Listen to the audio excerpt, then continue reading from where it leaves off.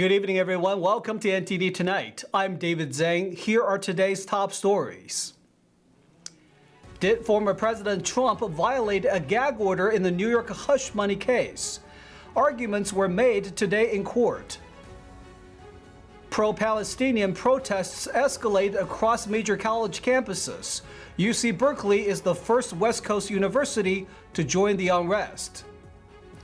24 were arrested in a child sex sting operation in California. Among the suspects include people in positions of public trust. First up, did former President Trump violate a gag order in the New York hush money campaign finance case? Judge Juan Merchant is hearing the arguments today. Before entering the courtroom this morning, Trump pinned the blame for the anti-Israel protests on Biden. We have more police presence here than anyone's ever seen. For blocks, you can't get near this courthouse. And yet you have nobody up at a college where you have very radical people wanting to rip the colleges down, the universities down. And that's a shame. But it all starts with Joe Biden. The signals he puts out are so bad. And I can tell you, he's no friend of Israel, that's for sure. Inside the courthouse, prosecutors are asking the judge to hold Trump in contempt of court. The judge previously issued a gag order on Trump, preventing him from talking about the witnesses. The issue at play are Trump's social media posts commenting on witnesses such as Michael Cohen. Trump's lawyers argue that Trump is allowed to respond to political attacks. Meanwhile, the prosecutors want Trump to remove 10 posts and pay a $1,000 fine for each post. Trump's lawyers argue that Trump did not violate the order because he posted on social media as a presidential candidate, not a criminal defendant. They say Trump is trying hard to comply with the order. Prosecutors countered the argument, calling Trump's social media posts ominous and very troubling. The exchange between Judge Juan Merchant and Trump's attorney got heated as they argued over whether a repost on social media counts as an endorsement. President Biden and former President Trump face off today in the presidential primaries in Pennsylvania, a crucial battleground state. Really a handful of states that are kind of pivotal in presidential elections. Voters in Pennsylvania could have a bigger impact on deciding the November race than those who live in deeply blue or red states. The Keystone State went for Trump in 2016 and Biden in 2020, both times by small margins. President Biden was in Pittsburgh last week. U.S. Steel has been an iconic American company for more than a century. Former President Trump told Pennsylvanians in mid-April that Americans need answers. Because they're looking at the border and they're looking at inflation and they're looking at the economy, which is terrible. Top polls all show the economy and immigration as two big issues on voters' minds. Biden's folks trying to highlight the positives in the economy. It still doesn't seem to have really caught on. Protest votes could also play a role in the primaries. Those who are unhappy with how Biden is handling the Israel-Hamas war are urging Democrats to write uncommitted on their primary ballot. Republicans who want to vote against Trump still have the option to vote for former UN Ambassador Nikki Haley. The Senate voted today to advance the $95 billion foreign aid package for Ukraine, Israel, and Taiwan. The bills also include a measure to force TikTok to divest from its parent company in China or face a ban in the U.S. And the stakes of failure are abundantly clear. Failure to help Ukraine stand against Russian aggression now means inviting escalation against our closest treaty allies and trading partners. It means greater risk that American forces would become involved in conflict. It means more costly deployments of our military and steeper military requirements to defend against aggression. The chamber held 2 procedural votes this afternoon. The vote was 80-19. It's unclear when the final vote will be because only one senator is needed to delay the process. Earlier this month, the Senate passed a similar foreign aid package, but without the measure on TikTok. The foreign aid package sparked a division within the House GOP. Some House Republicans say securing the southern border should take precedence over sending aid to foreign countries. and some Republicans in the Senate echoed the same concerns. Anti-Israel protests escalate at Columbia, Yale, and other major colleges as Passover begins. Police arrested around 150 protesters at the demonstrations at Yale and New York University on Monday night, while Columbia University announced that classes will be taught remotely for the rest of the semester, as anger boiled over on leading U.S. campuses. Columbia University President Manoush Shafiq is now under pressure from all sides. Columbia professors from the American Association of University Professors submitted a resolution to censure her. The professors accuse Shafiq of violating academic freedom and students' rights. They say she brought armed police on campus to deal with the unrest, ignoring opinions of faculty and students. Meanwhile, Robert Kraft, a major donor who funded the Kraft Center for Jewish Student Life at Columbia, announced she would pull his support until corrective action is taken on campus. Anti-Israel protests are continuing at NYU and Yale University today. A child sex sting operation led to the arrest of 24 individuals, including a San Jose fire captain. Operation Spring Cleaning was spearheaded by the Sacramento County Sheriff's Office and is a part of the nationwide Internet Crimes Against Children Task Force. NTD's Jason Blair has more, and a warning: the following may contain subject matter and language some viewers might find disturbing.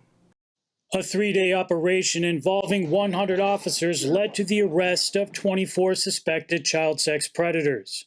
Because these predators are out there preying on our children. Some of these guys are really righteous pedophiles that will hunt you. Sheriff Cooper said among the arrests include several people in positions of public trust. We arrested a San Jose firefighter who lives here in Sacramento, a Sunday school teacher, a United States Postal Service worker. San Jose Fire Captain Spencer Parker was arrested during the operation. He has since resigned and is scheduled to be in court Wednesday morning. Sheriff Cooper said that during the operation, undercover detectives posed as children 13 years or younger on various social media platforms.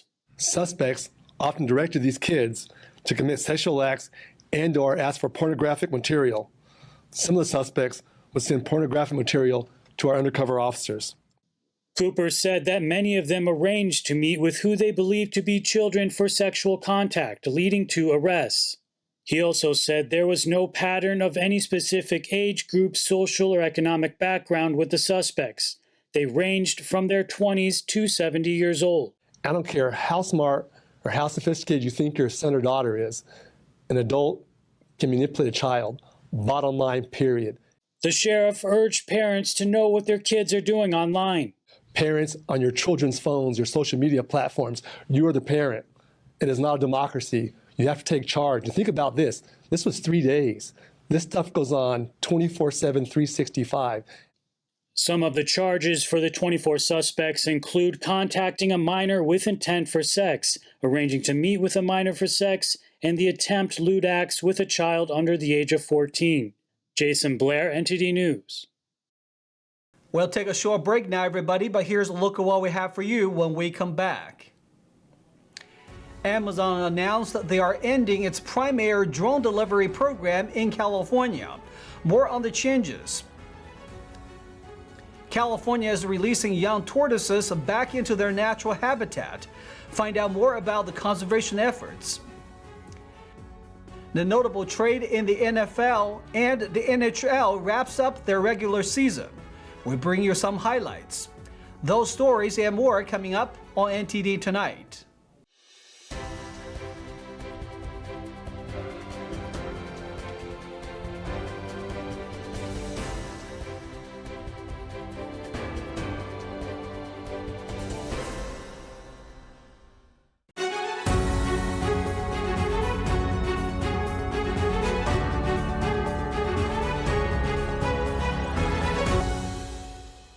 Welcome back to NTD Tonight. I'm your host, David Zhang. Amazon announced that they are ending its Prime drone delivery program in California, but plans to expand the service, including upcoming launches in Arizona and further U.S. locations by 2025. NTD's Christina Corona has more details on the delivery service. Amazon announced in a press release that it's discontinuing its Prime Air drone delivery program in Lockford, California. This program allowed residents to order items weighing under 5 pounds and have them delivered by drone in just 30 minutes, making Lockford a pioneering area for this service. Amazon also revealed the launch of a new Prime Air site in Tolleson, Arizona, aimed at offering same-day deliveries to Phoenix West Valley metro area residents. Operations in Arizona are set to commence later this year, with employees from the closing Lockford site being offered positions at other locations. Amazon spokesperson Av Zamet stated that the Tolleson site will mark the first instance of the company deploying drones directly from its same-day delivery center, thereby integrating drones into the Amazon delivery network. Amazon aims to deliver 500 million packages annually by drone by 2030. The press release doesn't clarify why the Lockford site, which has been operational since 2022, is closing. Amazon confirms the ongoing Prime Air operations in College Station, Texas, and intends to establish new locations in 2025. The press release notes that testing is ongoing for the company's latest Mk-30 drone, which is lighter and capable of flying in light rain. Christina Corona, NTD News. Artificial intelligence is increasingly prevalent in various industries, including fashion. Now, industry experts are concerned that it might create a misleading impression for consumers. NTD's Christina Corona has more details on the story. Industry experts suggest that there is an increasing trend in AI modeling. Michael Musandu launched La La Land in 2019, a platform that uses AI to generate human-like fashion models that can be customized for hair, body, and skin types. I was once shopping online, and as you probably commonly do yourself, and you never see models that resemble you. He designed La La Land to allow the customer to try on the clothes they are interested in by matching them with models of body and skin types similar to your own, making it easier for you to visualize the products. Then over time you start seeing things like colorization being introduced, and then over time you get this photorealistic quality that you can control. However, the use of artificial intelligence-generated models has made diversity efforts more complex. Critics raise concerns that digital models may push human models and photographers out of a job. For most of the fashion brands we work with, they have no plans to scale down on any traditional photo shoots. For brands, by adding AI to the process, it can curb costs and speed up image production while being more inclusive.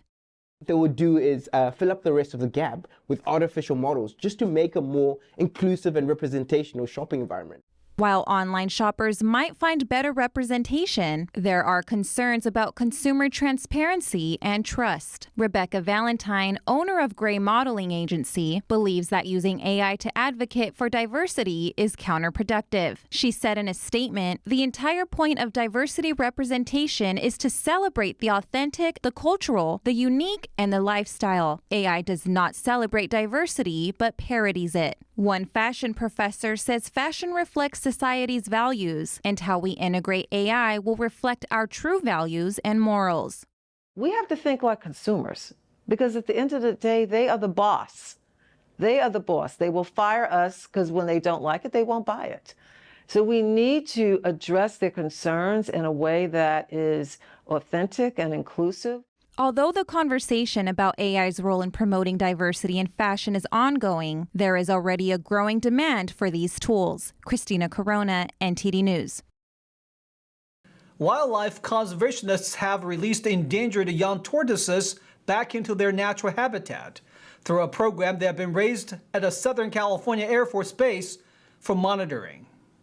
70 critically endangered Mojave Desert tortoises have been reintroduced to the wild after their winter burrows at Edwards Air Force Base in Southern California. San Diego Zoo Wildlife Alliance and other groups partnered with the Edwards Air Force Base, the U.S. Fish and Wildlife Service, and the U.S. Geological Survey to use head-starting techniques designed to increase the survival rate for young tortoises. The first cohort of young tortoises in the program underwent a mix of indoor and outdoor rearing before being released into the wild.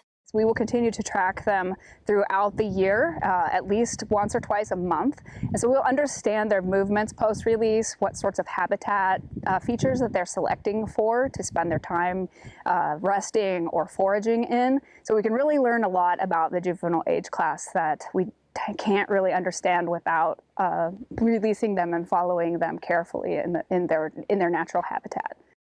Within a day of re-entering their native habitat, the tortoises were exhibiting positive natural behaviors by constructing new burrows or modifying existing burrows for shelter. 6 months later, they emerged from winter hibernation and are now seen basking near their burrows. Another area of research that we're looking at this year is how habitat may protect young desert tortoises from predators. One theory is that by providing animals with optimal habitat, so things like high shrub cover, lots of forage, we may be able to buffer the effects of predation on this species because they'll have better areas to hide in and they'll be thriving more. Scientists are currently conducting health assessments and replacing radio transmitters on the tortoises to continue monitoring their success and better understand the juvenile age class. A trade in the NFL regarding a once highly touted talent and a recap of some highlights from this year's NHL regular season. Here's NTD's Tyler Castillo with more details. The New York Jets have traded quarterback Zach Wilson to the Denver Broncos. In exchange, the Denver Broncos will receive a 7th-round pick in addition to Wilson, while the Jets receive a 6th-round pick. Zach Wilson has been on the trade radar for the past season. After being selected 2nd overall in the 2021 draft, the highly touted quarterback failed expectations, leading to the team signing veterans to replace him as a starter with quarterbacks like Aaron Rodgers. The Denver Broncos needed to fill the quarterback slot after the team let go of Russell Wilson, who signed with the Pittsburgh Steelers after a lackluster 2 seasons. Could Zach Wilson be the answer for the Broncos? Let's see. Wilson finished his last season with the Jets with 2,271 yards, 8 touchdowns, and 7 interceptions. This was the only season he had where he had more touchdowns than interceptions. Wilson's career totals are 6,293 yards, 23 touchdowns, and 25 interceptions in 3 years. We'll keep an eye on his fresh start in the West. The NHL regular season has finished, so let's review awards and milestones that have been accomplished. The New York Rangers won the President's Trophy after finishing the season with a record of 55, 23, and 4 to place them first in the league. The San Jose Sharks currently have the best odds to land the 1st overall pick in the draft lottery after they finished last in the league with a record of 19, 54, and 9. Nikita Kucherov finished the season with 44 goals and 100 assists for 144 points, winning the Art Ross Trophy and leading the league in points. Austin Matthews finished the season with 69 goals and 38 assists for 107 points, winning the Rocket Richard Trophy for leading the league in goals. This season was the first time there were 2 players with 100 assists or more, as Connor McDavid and Nikita Kucherov are now 2 of 5 players in league history to accomplish this milestone.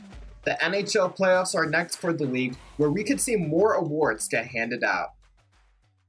Stay tuned for China in Focus with Tiffany Meyer coming up next. Newly disclosed emails show experiments in China funded by the U.S. government could manipulate coronaviruses and leave no trace. More on that on China in Focus with Tiffany Meyer at 9:30 p.m. Eastern. And that's all we've got for you tonight. We'd like you to join us again on NTD Tonight every weekday at 9 p.m. I'm David Zhang. Have a wonderful evening.